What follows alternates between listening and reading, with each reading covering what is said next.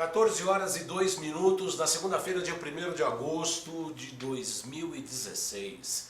Começa aqui mais um Saludes, um programa que visa o resgate das medicinas tradicionais, em especial a acupuntura, que é a minha especialidade, mas traz também as técnicas de ponta, a ressonância, a biorressonância, os frequenciais, as técnicas de ponta para a qualidade de vida e bem-estar.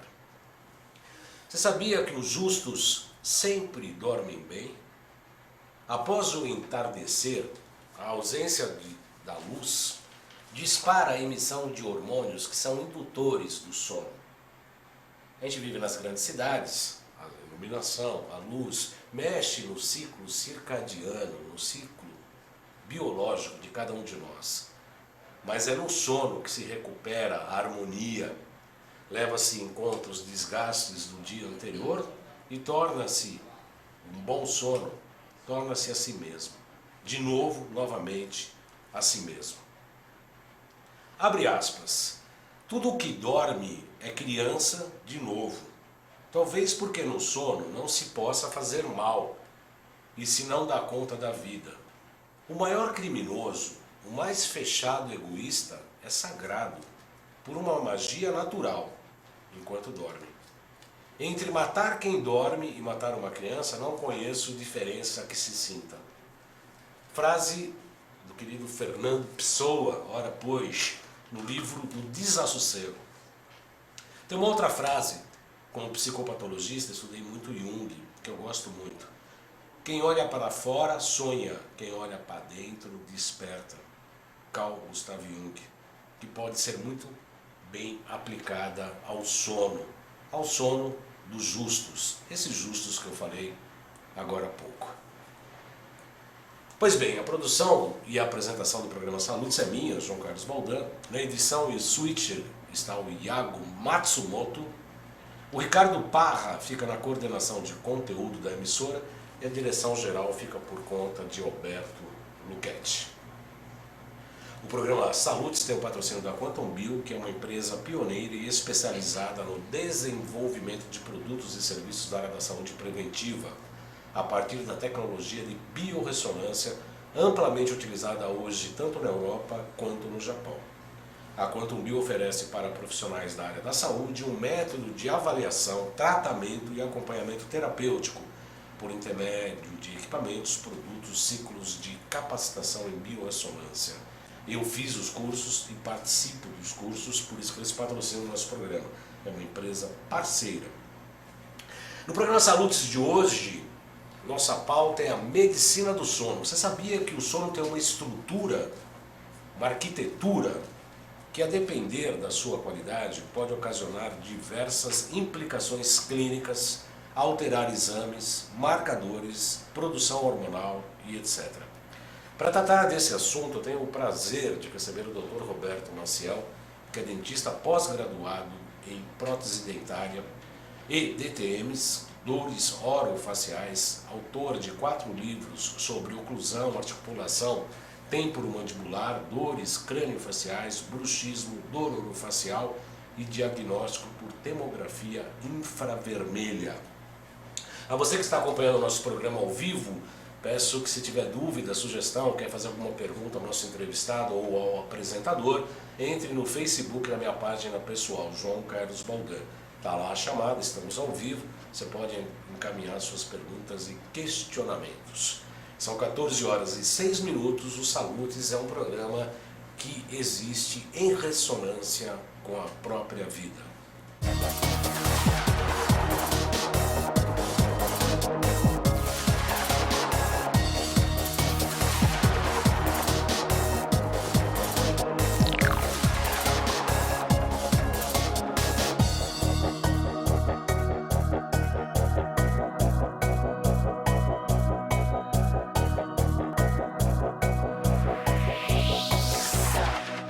Roberto Maciel é conferencista e ministra cursos teóricos e clínicos, de prática clínica, aqui no Brasil e também em 25 outros países. É um conferencista e um professor internacional.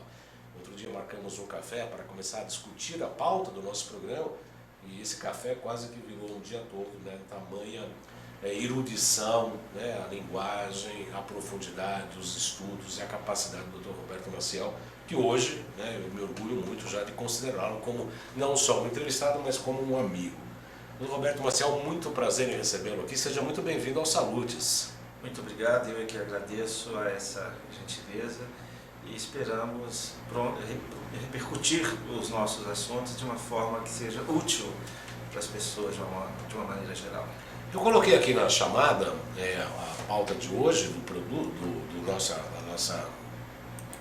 da nossa pauta de hoje, e algumas pessoas já estão comentando que muitas pessoas dormem muito mal hoje. Hoje a medicina do sono, a chamada medicina do sono, a arquitetura do sono, é bem levada em conta pela medicina atual no campo, eu diria, de formação médica, por exemplo, doutor Roberto?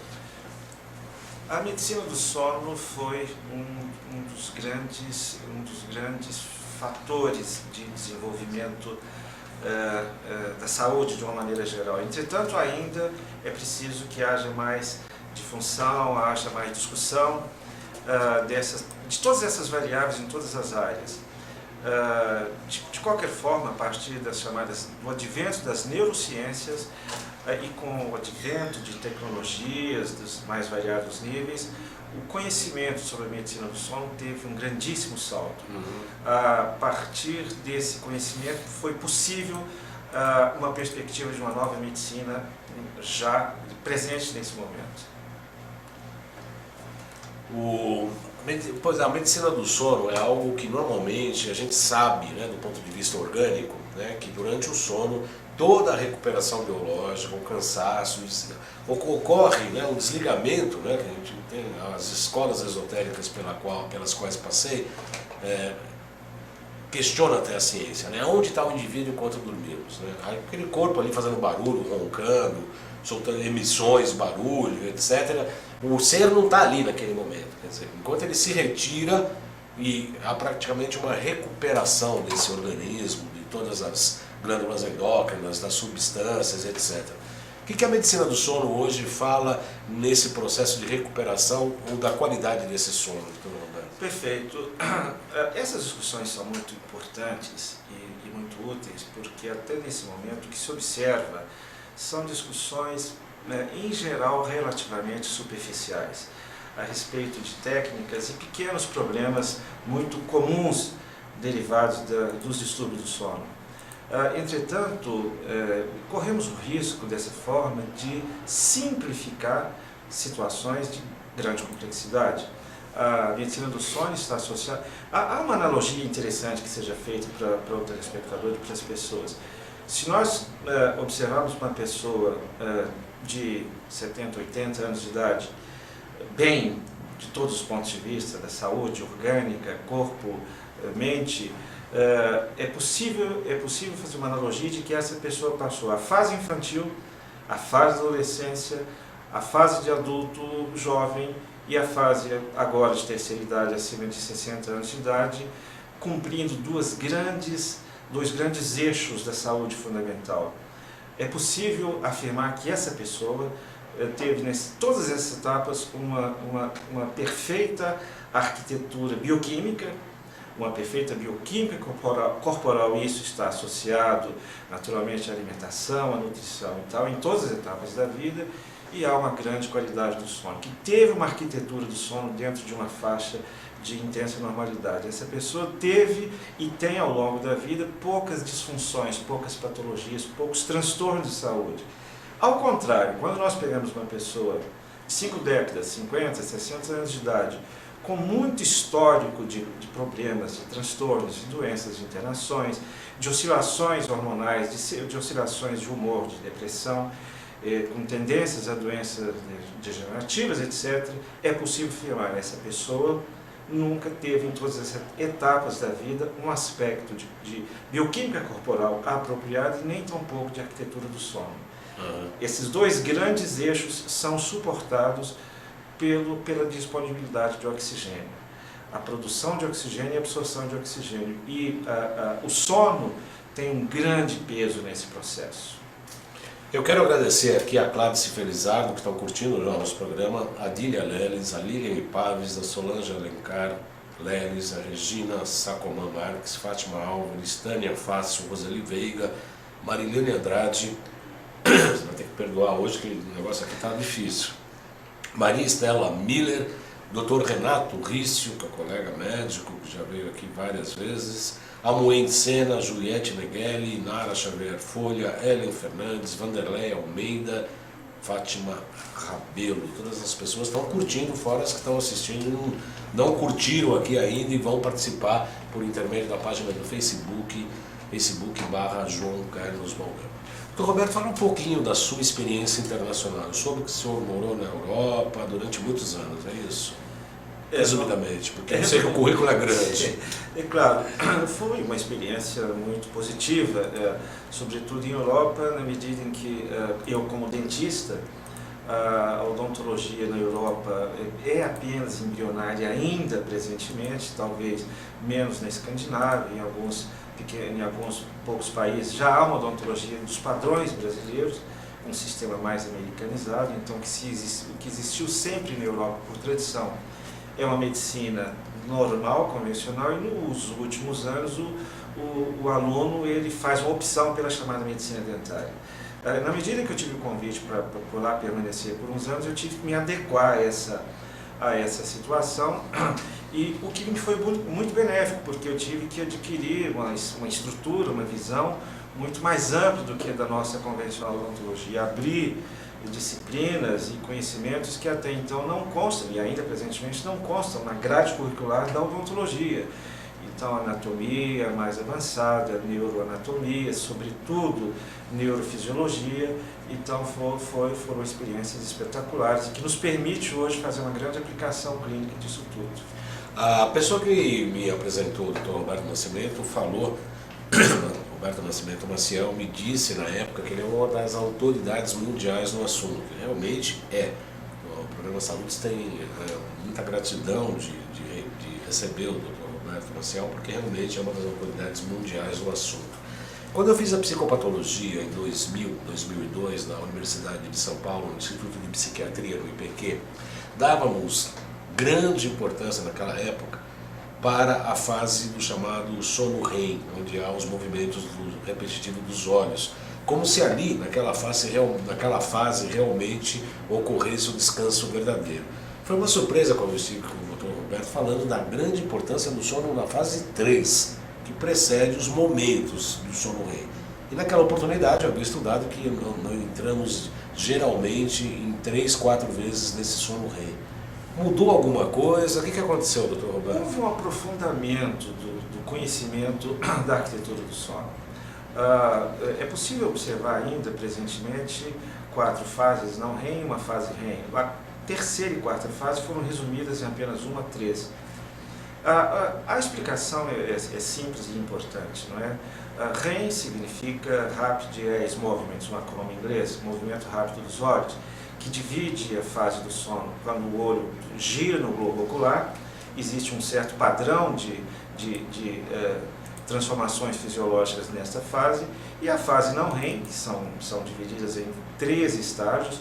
Um estágio superficial, que é o início do sono, que vai aí numa situação de normalidade, vai por uns 20 minutos.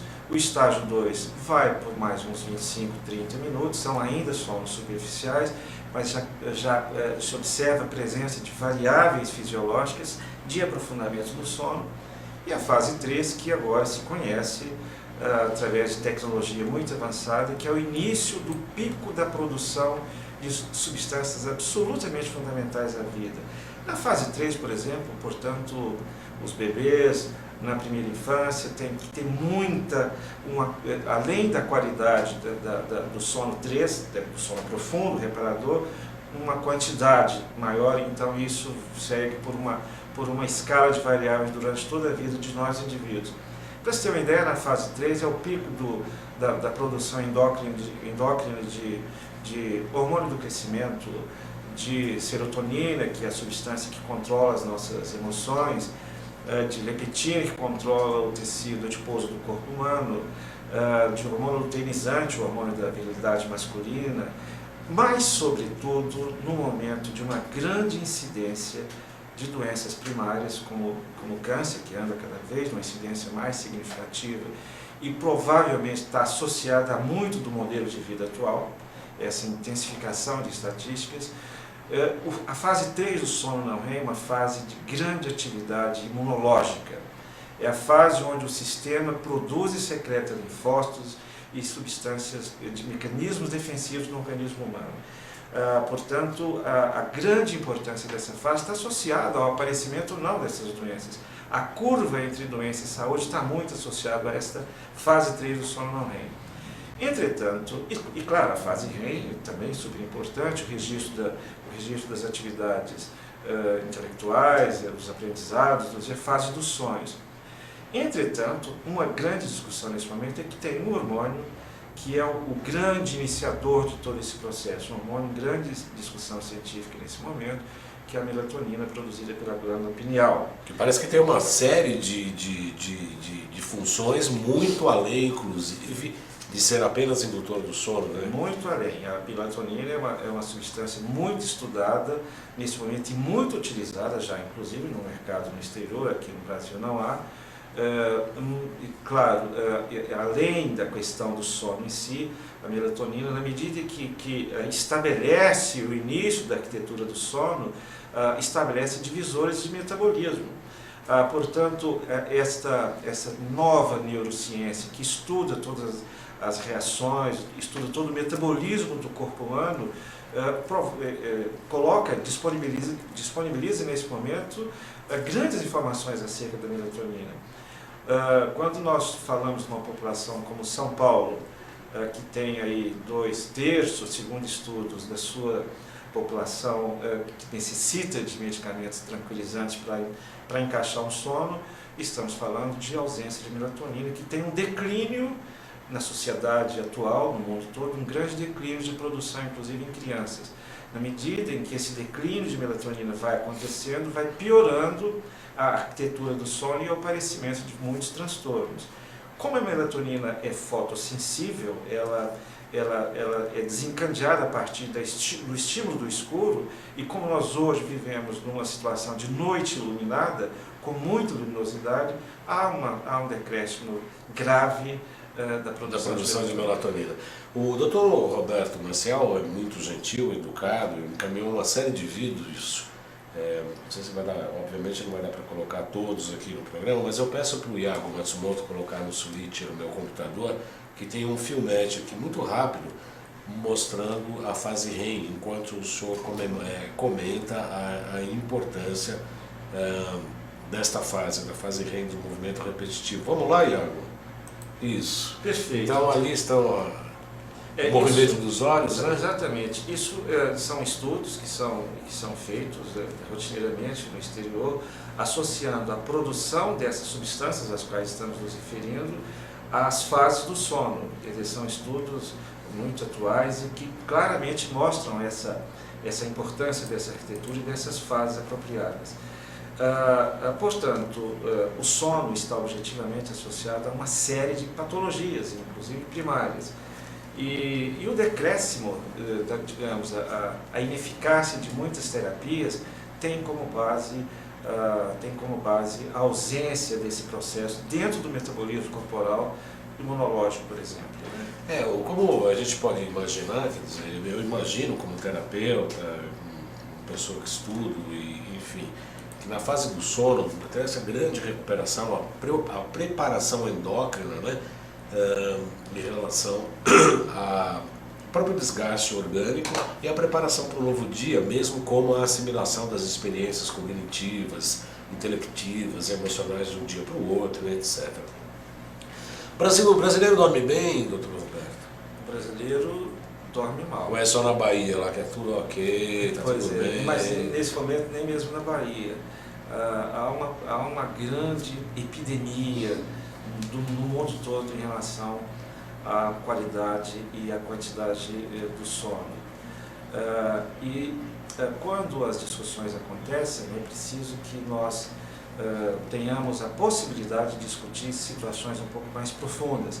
Nesse momento, há uma grande incidência de questões neurocomportamentais em todas as fases da vida, em crianças, em adolescentes e adultos, doenças cognitivas cerebrais, e nesse momento se discute a disponibilidade de oxigênio durante o sono. E daí a nossa discussão em relação a, por exemplo, a roncopatia e as apneias, que interferem dramaticamente na absorção do oxigênio e na necessidade das demandas da neuroquímica cerebral em relação às funções normais, não é? E, portanto, há uma associação direta dos distúrbios respiratórios durante o sono. O ronco e a apneia denunciam essa deficiência de oxigenação e, portanto, isso está diretamente associado a transtornos, a dores crônicas, a fibromialgia, alterações de níveis de depressão e uma série de situações com grande gravidade, onde o oxigênio é insuficiente para manter a normalidade neuroquímica cerebral. Se a pessoa hoje, de uma certa maneira, né, o ser humano está... O que a gente sempre discute aqui no nosso programa, doutor Roberto, é exatamente isso. Que a saúde e qualidade de vida, a saúde principalmente, não é não ter doenças nem sintomatologia, como reza a Organização Mundial da Saúde. Mas você ter conhecimento de quem você é, o que você está fazendo aqui, quais são os seus pontos positivos, e ajudar a humanidade, a sociedade a avançar, né? E transformar, obviamente, os nossos pontos negativos da nossa personalidade em coisas mais positivas. Está muito claro, pelo que o senhor fala, dentro desta ótica que eu particularmente mantenho sobre a saúde, que uma má qualidade do sono indica necessariamente um estado de infelicidade, eu diria, um estado de não realização pessoal. O senhor concorda com isso? Nós podemos aqui trabalhar com alguns dados, né? Eu tive o prazer de conhecer recentemente um grande neurocientista, que por acaso é brasileiro, meio brasileiro e meio alemão, Dr. Nelson Nunziato, que dirige um centro de pesquisa em neurociências em Essen, na Alemanha, e estamos trocando muitas informações, enfim.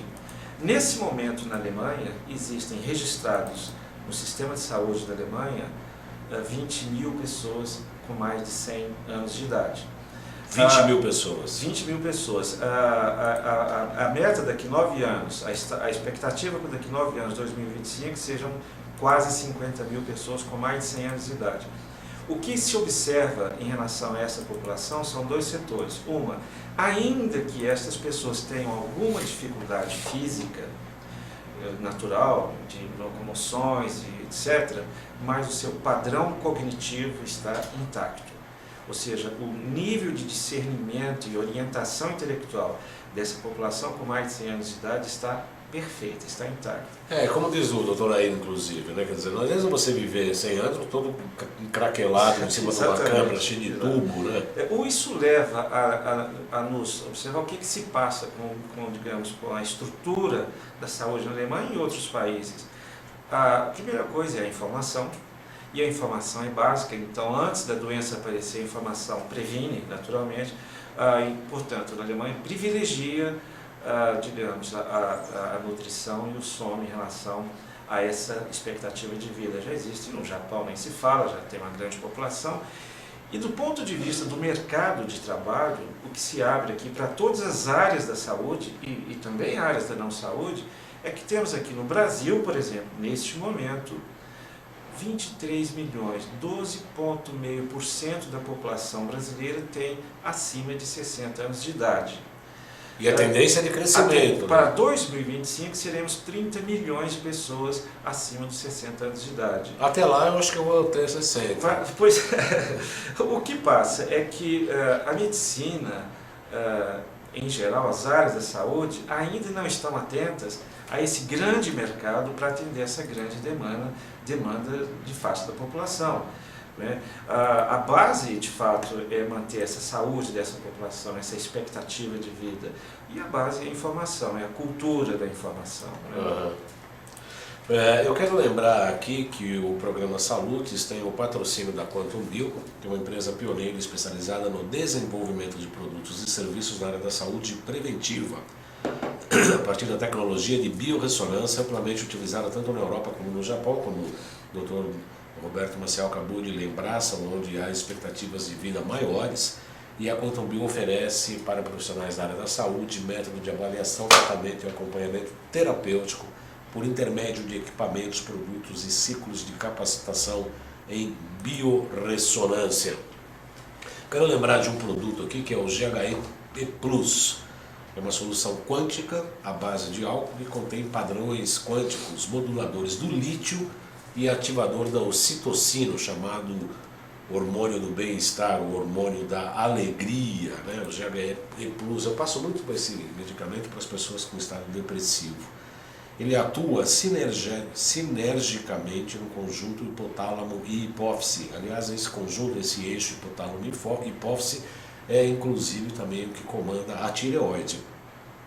Ativando todas as funções hormonais, sendo indicado nos casos de disfunção da tireoide, como eu disse há pouco, otimizando o metabolismo orgânico, problemas emocionais, minimizando fatores de ansiedade e depressão. Benefícios: ativador hormonal, ativador do metabolismo, modulador de humor, otimiza o metabolismo orgânico e a disposição física e mental.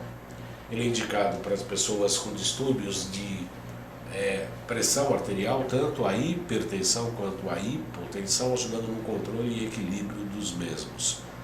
Problemas de obesidade ou magreza, objetivando seu equilíbrio.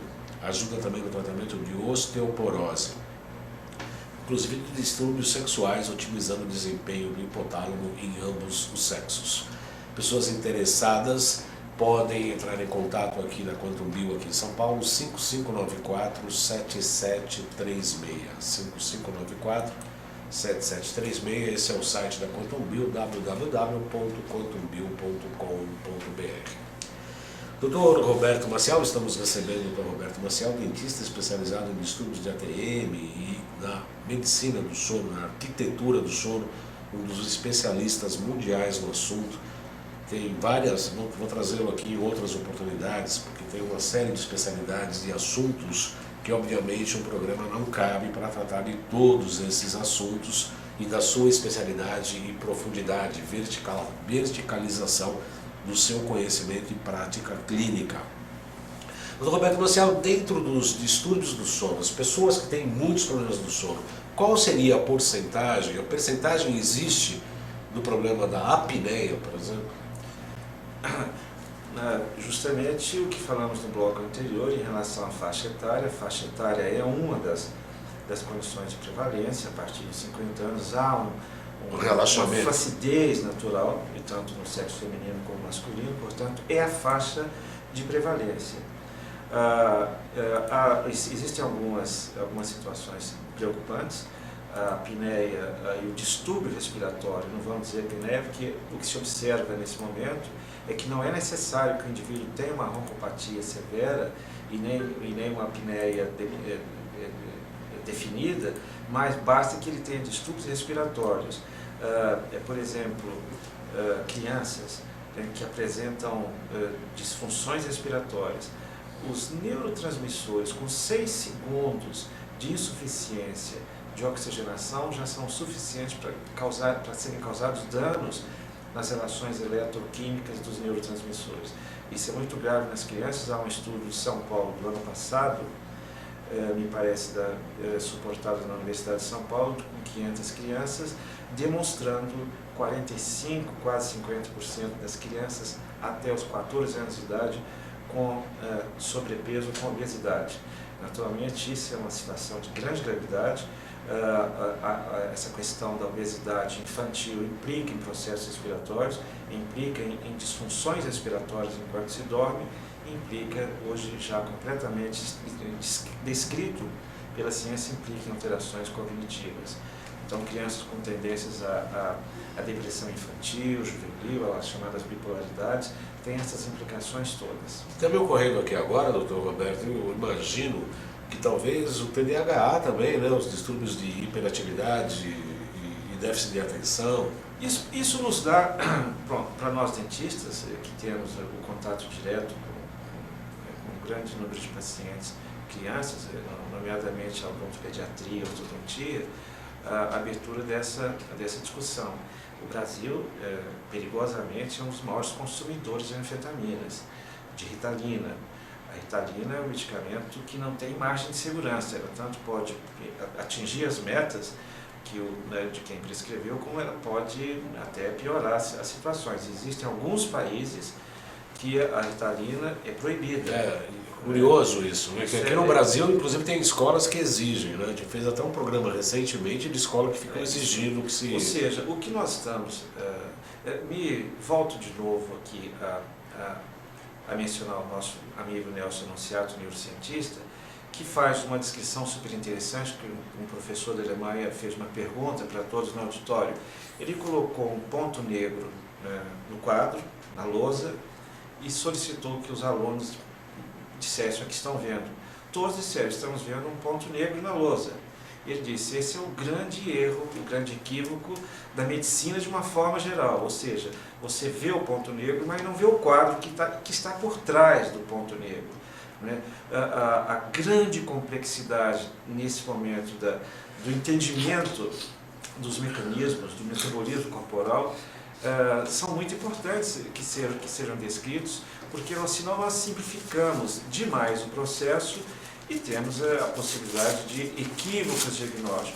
Só para completar, em relação ao TDAH, ao transtorno de hiperatividade infantil, existe no hospital de Paris, um hospital centenário e tradicional, onde nasceu a neurologia, onde o pai da neurologia, chamado Jean Martin, entre os alunos dele, apenas para você ter uma ideia, entre os alunos do Jean Martin existe o Freud, existe o Gilles de la Tourette, existe o próprio James Parkinson. Portanto, a síndrome de Tourette e a síndrome de Parkinson foram desenvolvidos pelos alunos nesse hospital, que é o Hospital Pitié-Salpêtrière. Nós estivemos, por algumas vezes, no departamento de bruxismo infantil, e foi observado que o transtorno de déficit de atenção e hiperatividade infantil, como também no adolescente e até mesmo no adulto, tem a ver com a arquitetura do sono, né? Tem a ver com a oxigenação de neurotransmissores.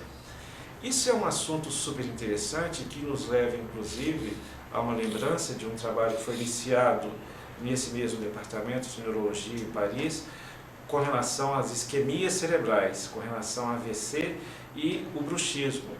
Se sabe que a atividade noturna cerebral e o bruxismo do sono é uma hiperatividade de neurotransmissores, precisa de um grande suporte de oxigênio. Na medida que há, por exemplo, déficit respiratório e não se cumpre essa demanda de neurotransmissores, o indivíduo pode se candidatar a AVCs e a outras variáveis funcionais, e entre essas, a depressão, hiperatividade e tudo mais. Ou seja, a avaliação de um transtorno de hiperatividade, ela merece muito mais. O que se percebe é que há muita prescrição, há muita proposta terapêutica e pouco diagnóstico. Eu vou querer voltar aqui, Iago, se você puder colocar isso. Pode fechar só lá, que eu estou precisando resolver um negócio aqui. Só o meu monitor, isso, para voltar ao assunto da apneia, cortando aqui o microfone dos estúdios, por gentileza.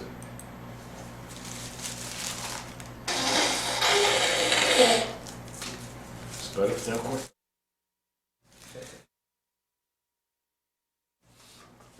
Meu Deus do céu. Obrigado, Iago.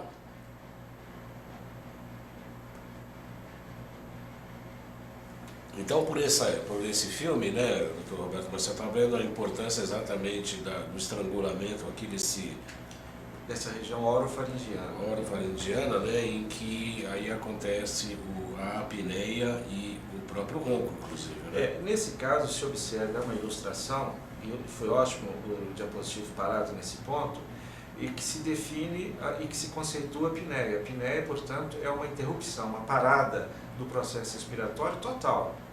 O indivíduo para de respirar, né? E claro, você pega uma polissonografia, tem pessoas que fazem essa parada, tem um índice de parada de 1 em 1 minuto, quer dizer, durante uma hora faz essa parada 60 minutos. Lógico, 60 vezes. 60 vezes. E isso fragmenta o sono, isso gera todo um débito do sono, a persistência desse processo, a cronicidade desse processo, fatalmente vai desencadear processos patológicos no indivíduo, isso não tem dúvida, em todos os setores do corpo humano. Há um acordo nesse momento, um acorde entre os estudiosos de que o sono e a oxigenação associada à nutrição são as bases, as grandes metas para os próximos aí dezenas de anos, décadas da medicina, quer dizer, a obtenção desse processo. A minha pergunta, Dr. Marcel, é se os distúrbios de ATM facilitam esse processo de apneia. Isso foi muito bom você colocar, porque esse é um tema dentro do universo da odontologia que sempre é seguido de alguma controvérsia, né? ATM é a articulação do osso temporal com a mandíbula, né? Se tornou consagrado, do ponto de vista conceitual, de que esses distúrbios estariam associados a uma série, digamos, de transtornos musculoesqueléticos e de relações crânio-cérvico-faciais. Claro que é um ponto importante, mas é uma relação biomecânica que por trás, eventualmente, dessa relação biomecânica, existem patologias, até primárias, existem processos degenerativos, neoplásicos e tudo mais. Não há uma relação direta dos distúrbios da TM com os distúrbios respiratórios, a não ser que há uma relação direta das relações maxilomandibulares na redução do tubo da via respiratória. E aí a grande importância da odontologia, desde a pediatria, essa redução do processo respiratório é o centro do grande problema, da obtenção da oxigenação.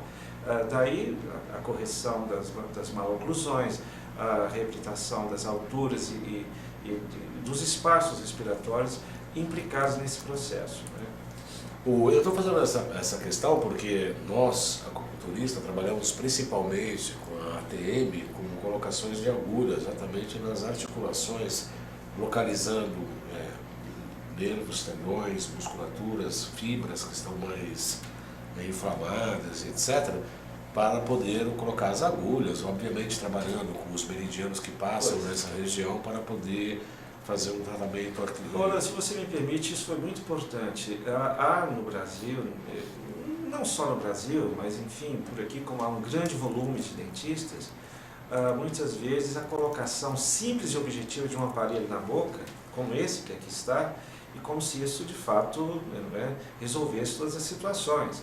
É preciso que tenhamos a consciência de que nós vamos fazer uma modificação significativa toda noite no posicionamento tecidual das pessoas.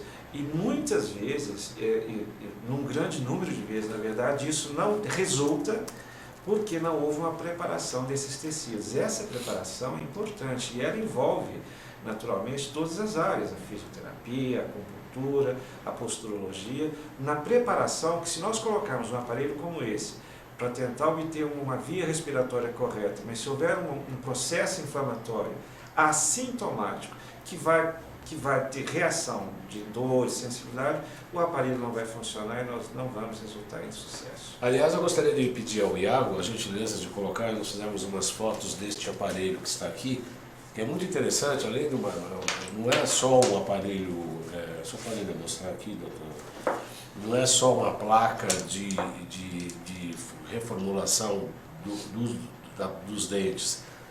Pelo que eu entendo, não entendo absolutamente nada de odontologia, mas me parece que este aparelho puxa a mandíbula, né, para que haja uma melhor tonicidade da orofaríngea, é isso? Aqui o que se coloca é toda terapêutica respiratória tem como meta fazer o indivíduo ter fluxo respiratório, não é?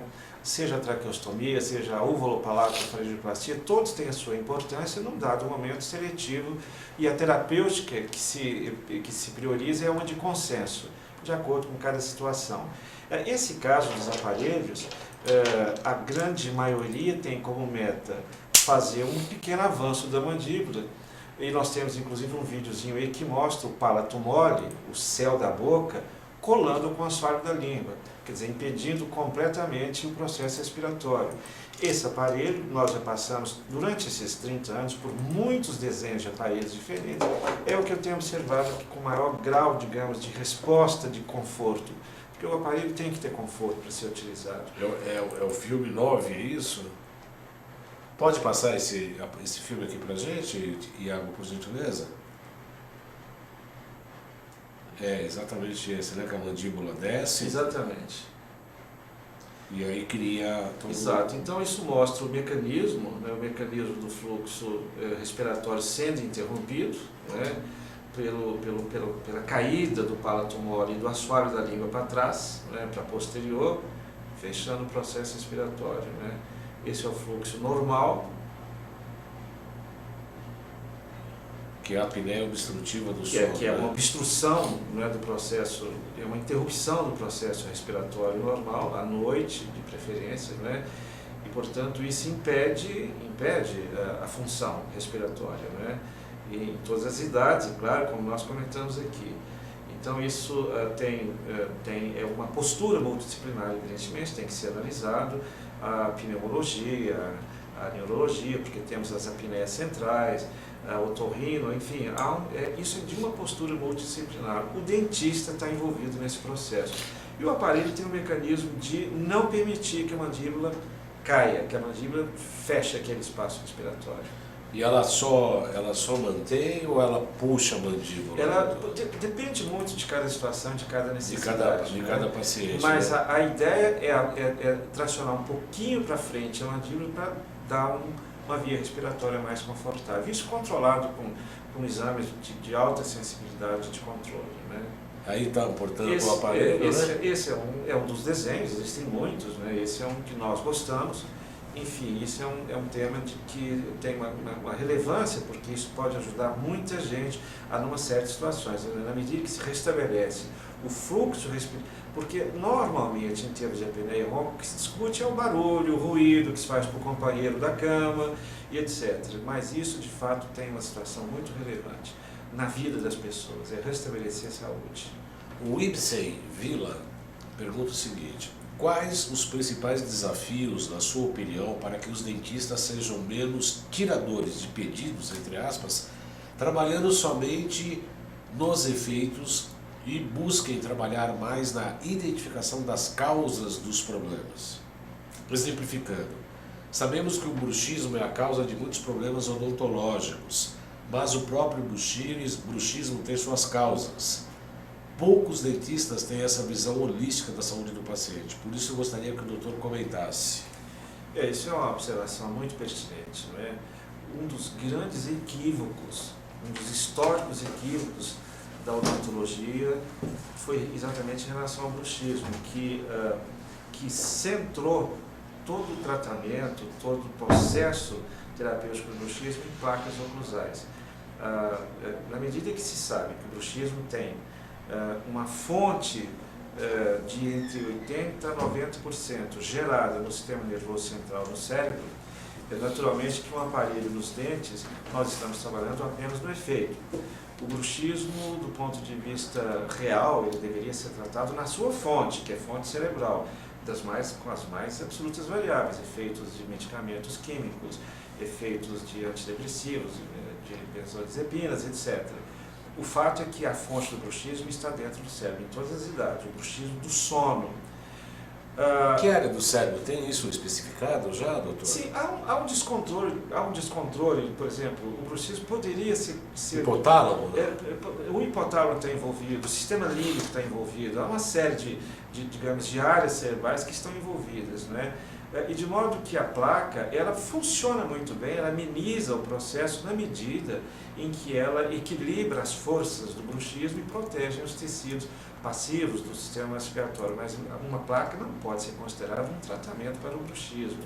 Com o advento da toxina botulínica, mais um salto foi dado, quer dizer, você pode controlar um bruxismo por 2, 3 até 5 meses, que é quando o efeito do bruxismo, da toxina ocorre.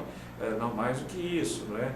Porque a descarga de acetilcolina que a toxina neutraliza, volta para a neurogênese de um bracinho do neurônio que vai ali e restabelece essa conexão.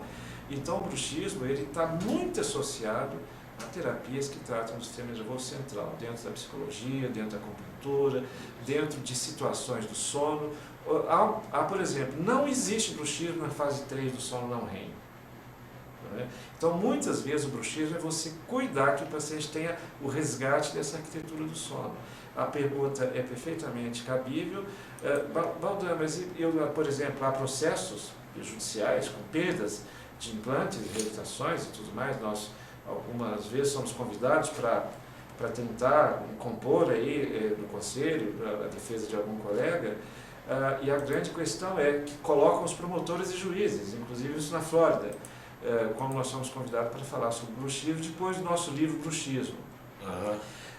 O que se coloca, portanto, em termos jurídicos, é que eu digo, olha, isso a causa desse problema, dessa perda, foi o bruxismo. E aí diz, sim, mas quem cuida do bruxismo? Eu digo, nós dentistas.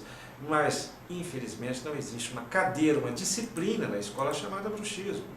Como não existe uma disciplina chamada dor orofacial. Portanto, há que se pensar numa reciclagem, né, numa modificação, numa atualização das disciplinas e das prioridades dentro do nosso ensino. Isso não tem dúvidas. Bom, o que me parece, a Patrícia está perguntando como fazer pergunta. Pode perguntar, Patrícia, pela página do Face mesmo, onde você mandou, que eu repasso a pergunta aqui para o nosso entrevistado. Me parece que questões emocionais, por isso que eu perguntei do hipotálamo, né? Eu mesmo, particularmente, para mim, experiências em fases difíceis, com problemas mais graves, emocionais, parece que a nossa tendência ao bruxismo tende a aumentar, né? O fator emocional está completamente envolvido. E mais uma vez eu volto aos estudos, os estudos disponíveis das neurociências, a neurofisiologia, né? Existe uma grande convergência na área do chamado sistema límbico, no chamado circuito de Papez, uma convergência de estimulações de vários territórios nervosos que passam nesse sistema límbico e fazem convergência com os estímulos da expressão emocional. E isso, em hipotálamo e tálamo, é filtrado para a córtex, e a córtex não tem uma divisão entre o que é real físico e o que é real emocional, e a interpretação desse processo está dentro da situação emocional. Então, situações até certo ponto relativamente simples do ponto de vista da rotina clínica, para o paciente se tornam complexas na medida em que ele envolve o processo emocional. Né? Então, o bruxismo do sono tem muito aspecto do nosso modelo de vida atual, um modelo de vida que exige diariamente um grande nível de ansiedade, de tensão, de compromisso, naturalmente que isso é um gerador de bruxismo. Né? Isso associado a tendências pessoais e a situações orgânicas de bioquímica cerebral desencadeia bruxismos. O que é o bruxismo é que por trás dele existem grandes situações. Eu quero agradecer aqui as curtições da Débora Solar, Shei Jarion Cho, Ibsen Vila, que fez essa pergunta, provavelmente é um dentista, e o Sérgio Salves dos Santos, o Júnior Neri, além da Hélio Fernandes, Gisele Fessel. A odontologia no Brasil está evoluindo, doutor Roberto? A odontologia no Brasil é seguramente a odontologia mais avançada do mundo. O que tem de grandes profissionais aqui é excepcional. Né? Nesse momento, presentemente, os campos da estética, por exemplo, o Brasil dita né, cátedra em todo o mundo. A odontologia brasileira é riquíssima de talento e tudo mais. No aspecto, por exemplo, da dor, isso é possível, mas isso não é só odontologia, são todos os setores, que haja ainda necessidades, né, de novas possibilidades. O que se lamenta um pouco é que esses grandes avanços da odontologia, infelizmente, quase sempre não estão dentro da universidade. Quer dizer, a universidade ainda está um pouco defasada das necessidades e da atualização do que se disponibiliza presentemente no primeiro mundo. Situações de tecnologia avançada que já são disponíveis na odontologia privativa brasileira infelizmente não estão dentro da Universidade Brasileira. Vai ter um evento, são 14 horas e 52 minutos, dia 1º de agosto, você viu, né? A gente fala 1 hora, mas está acabando o programa. Lamentável. Dor crônica e patologia do sono, clínica, neurociências e tecnologia, o nome do evento que ocorrerá no Rio de Janeiro, é isso? Nós temos um evento no Rio, 29 e 30 de setembro e 1º de outubro. Né? Patologias do sono e dor crônica. Né? Quer dizer, isso do ponto de vista multidisciplinar. O foco são nós, os colegas dentistas, mas entretanto sempre temos fisioterapeutas e até médicos envolvidos, porque o tema é aberto naturalmente e dor e patologia do sono é uma sobreposição de possibilidades de todas as áreas. Eu tenho alguns convidados, nós priorizamos alguma coisa de tecnologia avançada e utilizamos, por exemplo, treinamento com termografia infravermelha na identificação de pontos de dores, para ajudar os nossos achados, a nossa orientação clínica. Nós temos neurociência, né, que o Dr. Nelson Anunciado sempre entra por Skype direto de Alemanha, para falar um pouco sobre o que nós estamos aqui discutindo. Nós temos clínica de treinamento com pacientes e temos agora, digamos, a inserção de técnicas mais tradicionais do ponto de vista da medicina natural, que é a acupuntura, né, que nos honrará com a presença. Então nós estamos tentando fazer um elo de vertentes de tecnologia, de sensibilidade clínica e de tradição de medicina natural. Né? Eu estou vendo aqui o programa, é Clínica, Neurociência, Tecnologia, Curva Biológica Vital, Ciência do Sono, Declínio da Melatonina, Sono e Obesidade, Sono e Depressão, Sono e Doenças Degenerativas, Sono e Dor Crônica, Sono e Câncer. Além do Dr. Roberto Maciel, que é o coordenador desse curso, são 3 dias, como o doutor falou agora mesmo. O Dr. Naif Tadeu irá participar via Skype, não é isso? Também que Dr. Marcos Bioski, né, também via Skype. O Marcos Bioski vai no presencial. Vai no presencial. Sim. Eu também estarei presente lá, sim, com muita honra. Nós vamos falar sobre acupuntura, sobre as questões ligadas aí ao nosso trabalho e como podemos auxiliar nesse trabalho. Sem dúvida será um grande evento, não só para dentistas, mas para médicos, fisioterapeutas. Exatamente. Seria interessante, né? Até que os ortopedistas, né? Meu filhote é ortopedia R1, né? O ortopedista também tem que ver a postura, porque coluna, todas as vértebras lombares acabam se refletindo nas cervicais todas elas com inervação, estrutura muscular, né? A gente, em muitos distúrbios de ATM, a gente faz até uma manipulação, a pessoa deita de decúbito de barriga para cima, a gente faz uns estiramentos, puxa a cabeça para soltar um pouco as cervicais, né? De modo a desacelerar, tirar toda a tensão temporomandibular, né? Perfeitamente. Não é possível separar o corpo do crânio e do cérebro. São indivisíveis. São indivisíveis. Exatamente. Por isso que se cortava na França a cabeça das pessoas, doutor? Nós aprendemos, isso veio de um francês, que é o René Descartes, a chamada filosofia cartesiana é separar o corpo, não é? E talvez isso tenha alguma coisa com as guilhotinas, não é? Sim. Mas essa filosofia está acabada, né? O corpo tem que ser, quer dizer, o indivíduo tem que ser visto integralmente, né?